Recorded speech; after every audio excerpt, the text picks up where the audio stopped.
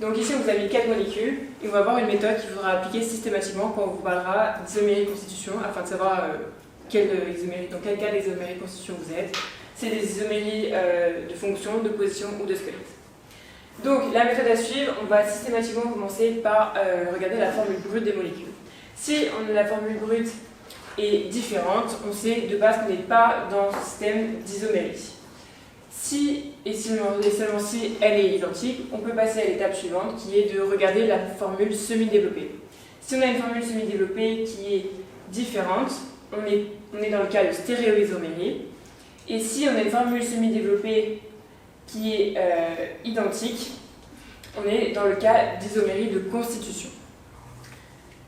Seulement après, les isoméries, quand on sait qu'on est dans le cas des isoméries de constitution, pour savoir les différencier, on va d'abord regarder la fonction. Donc si on a les mêmes fonctions dans les molécules, on est dans le cas, donc on peut passer au point d'après, donc on va s'intéresser à la proposition, mais si les fonctions de base sont différentes, on sait qu'on est dans l'isomérie de fonctions. Ensuite, la dernière étape, c'est position, savoir si les positions sont oui ou non différentes. Si elles sont différentes, isomérie de position. Si elles sont identiques, isomérie de squelette. Donc, pour les 4 molécules, on va d'abord indiquer les fonctions. La formule brute d'abord. Donc la formule brute, donc il faut compter. Donc on voit qu'on a des C, on a un O et on va compter les H. Donc ça, vous pouvez le refaire chez vous. Donc C6O H10. Et en fait, une fois que vous aurez compté, vous allez voir qu'on a bien la même formule brute partout.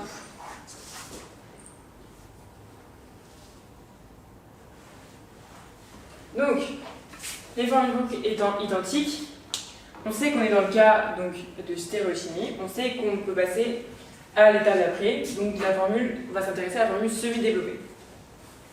Donc, on voit ici très clairement que les formules semi-développées sont différentes. Donc, on est bien dans le cas d'isomérie de constitution et non pas de stéréoisomérie. Et dans ce cas d'isomérie de constitution, on va d'abord s'intéresser au premier point qui est la fonction, savoir si on a les mêmes fonctions, si on est en effet dans le cas d'isomérie de fonction. Donc, en termes de fonction, dans la molécule A, on a une première fonction ici, qui est la fonction alcène. Et on a une deuxième fonction qui est ici. Alors, attention, en fait, celle-ci, c'est pas une fonction qui est cétone, c'est une fonction qui est aldéhyde. Pourquoi aldéhyde? Parce qu'en fait, il y a un H ici. Et que la fonction COH, c'est une fonction aldéhyde. À la différence, dans la molécule B, on a juste une cétone, parce qu'il n'y a pas de H. Ici, molécule C, exactement la même chose, aldéhyde et non cétone. Parce que c'est une fonction qui est en bout de molécule, donc il y a forcément un H qui traîne. Et là, à nouveau, alcène.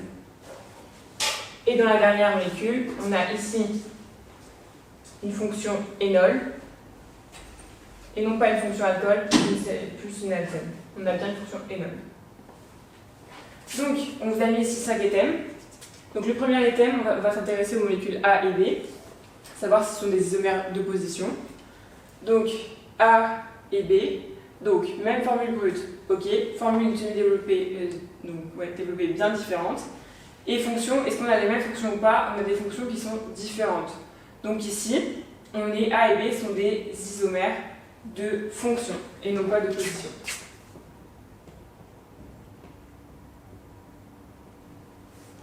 Item B.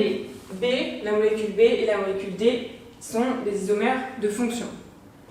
Pareil, formule brute ok, formule semi-développée, on a vu, fonction identique ou pas, différente, isomère de fonction. Item est mal. Dans l'item C, on vous demande si A, B, C et D sont la même formule brute. Donc ça, on l'a vu ici. On a compté les C, on a compté les O, on a compté les H. Il y a exactement le même nombre, donc l'item est bien vrai, on a la même formule brute. Sachant que ça, c'est un item qu'il faut voir systématiquement en premier. Item D, les molécules B et D sont-elles tautomères? Donc la tautomérie, ça fait partie de la catégorie des isomères de fonction.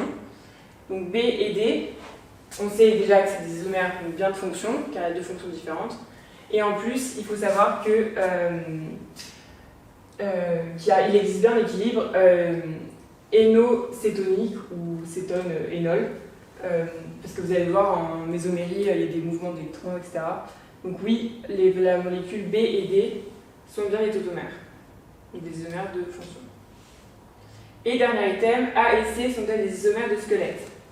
Donc, A et C, formule brute, formule semi-développée, fonction, alcène-aldéhyde, même fonction. Donc on peut passer aux isomères au point des positions pour voir s'ils sont identiques ou pas. Donc pour les positions, on va numéroter les carbones pour voir si les fonctions sont les mêmes carbones. Donc ici on va commencer là. Donc 1, 2, et ça va nous suffire en fait. Et 1, 2. Donc on a bien une fonction aldéhyde sur le carbone 1. Et ici on a bien une fonction alcène sur le carbone 2. Donc les positions sont identiques. On est dans le cas de... donc A et C sont bien des isomères de squelette. Sont bien des isomères de squelette. Ouais. Donc pour ce dernier exercice, on vous a fait un exercice sur l'isomérie ZE pour savoir si une double liaison est en configuration Z ou E. Donc, petit moyen mnémotechnique, Z, ça vient de l'allemand, ça veut dire zusammen, ça veut dire ensemble, ça veut dire que les deux substituants les plus encombrants sont du même côté.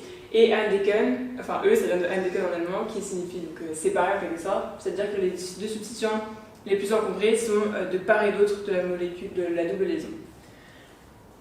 Donc, dans la première molécule, la double liaison est ici, et on va classer donc, de part et d'autre les atomes les plus encombrants, donc les plus prioritaires de part et d'autre de la molécule. Donc, de la double liaison, je vais y arriver. Donc ici, on a un CH3, et ici, on a un H. Donc ça peut faire penser à la règle de Kallinol-Predon, c'est-à-dire lequel est prioritaire. Donc le C est prioritaire par rapport au H. Donc on va mettre un petit 1 là et un petit 2 là, du coup.